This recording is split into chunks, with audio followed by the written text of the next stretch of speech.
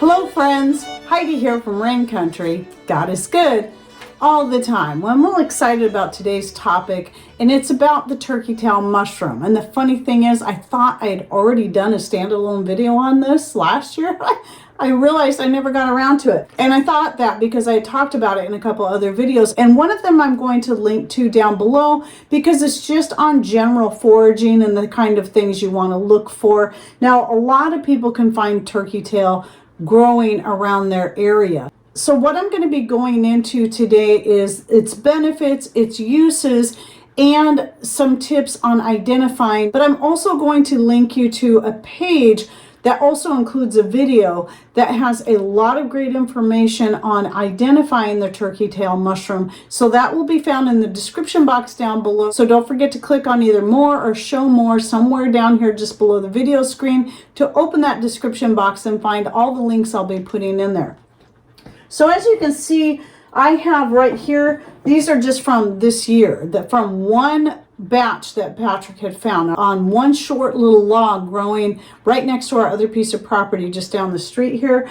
And I went down, harvested most of it, and then dehydrated it up and vacuum sealed it in the jars here. And if you're interested in learning how to vacuum seal, I did put a video together where I show several different options that I'll link to down below as well. I might decide to tincture some and I might decide to powder some, but most I will leave in their chunk form like this. So one thing about turkey tail mushroom is that you'll find it does come in various color combinations, but the key is that there should be at least 2 or more colors on each one. But I'll go more into that as I cover the details on the identification. First, let's talk about the nutrients and its benefits. So one thing about turkey tail is that it's very high in antioxidants.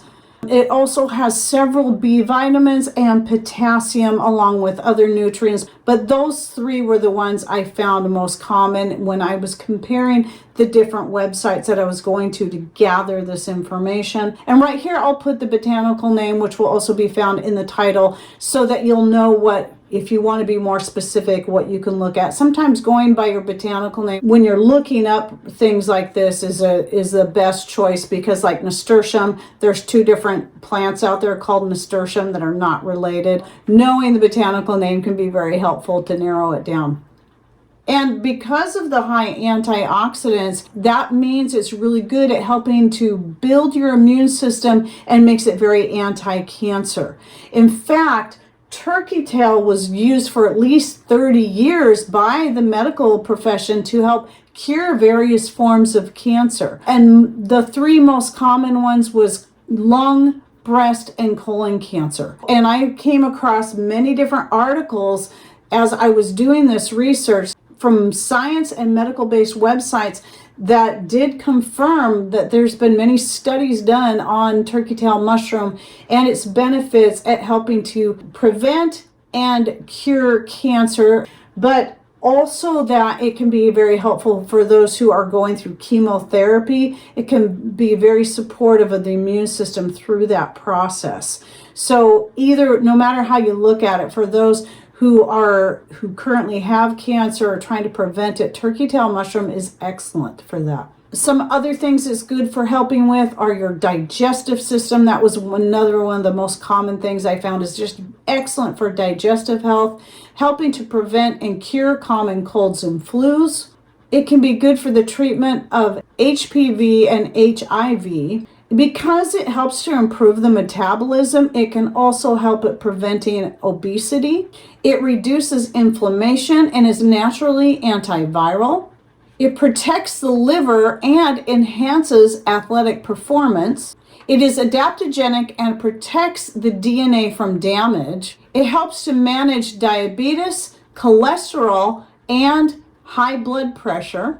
It is very good for bone health, and in fact, it helps regenerate bone marrow. So now let's talk a little bit about some of the identifiers of turkey tail. Now, as I mentioned, it can come in various types of colors. dark and light, but one of the key factors is you will see the striations, and so the different colors throughout the mushroom, and they will always have a lighter color around the outside edge. Now these are shelf mushrooms, so they're most commonly going to be found on old logs, rotting wood, growing along the side.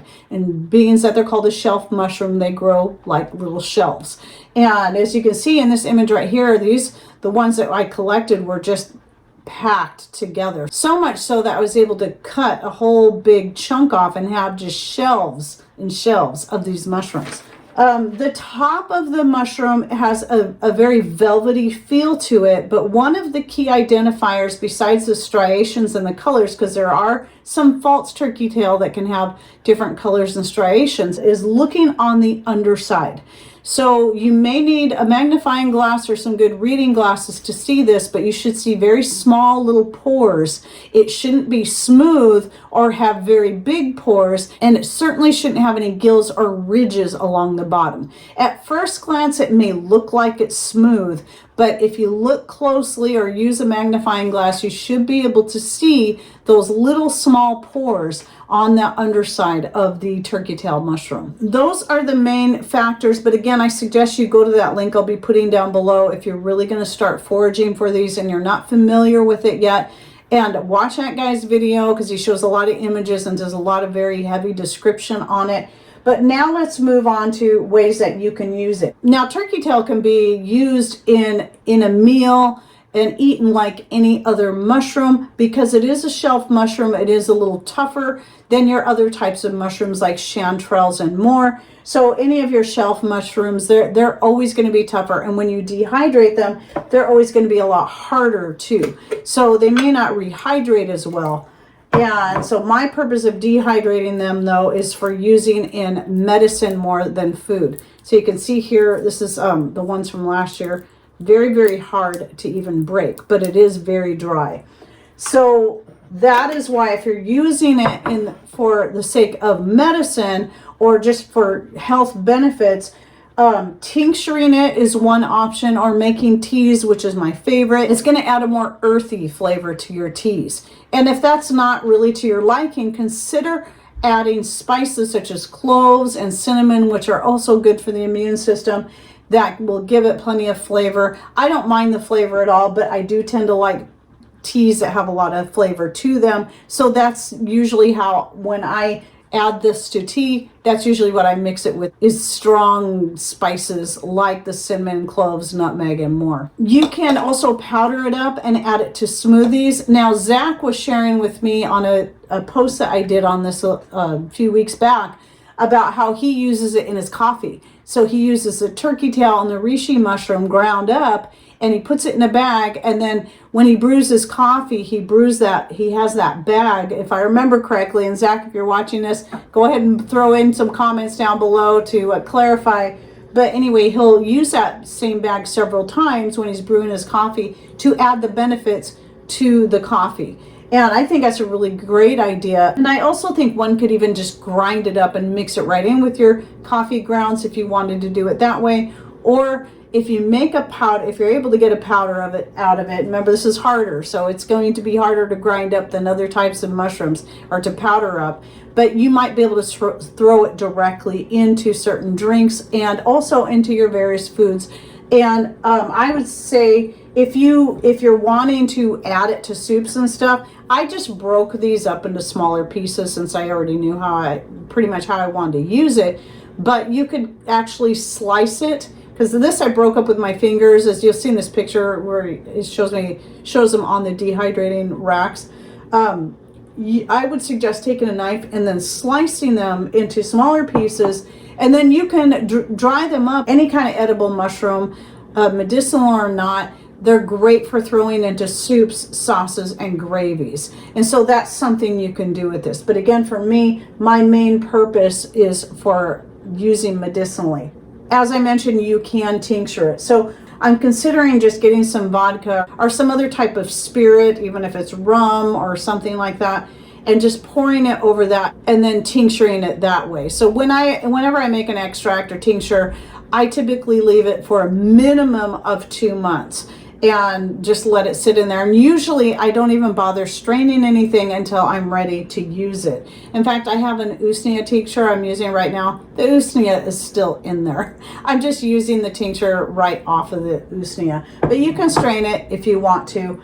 But that's what I'm considering doing. I still haven't fully decided yet, but I just might do that. I like the idea of having some tinctured up and then possibly grinding some up into as much of a powder as I can for using in other ways, or even just throwing into soups and sauces. I wouldn't put these pieces because I dried them up so big. I should have been thinking ahead, but it would be something because of the toughness of the turkey tail mushroom that you'd want to cook for at least a little while.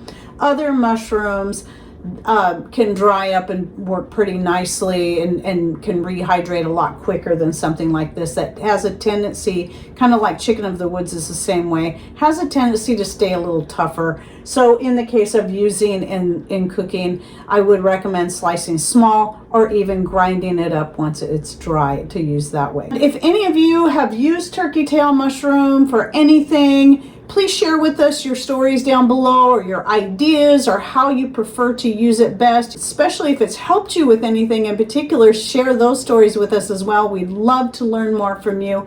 And please also check out my full playlist where I do profiles on herbs and other types of items, breaking down their uses and their benefits. And I'll put that full playlist down below. It's a pretty long playlist. I've been working on it since 2016. And I'm always adding to it. So if you'd like to learn more about all kinds of different great herbs, spices, and more, check that playlist out. I hope you enjoyed this video. Thanks for watching. Take care, and God bless.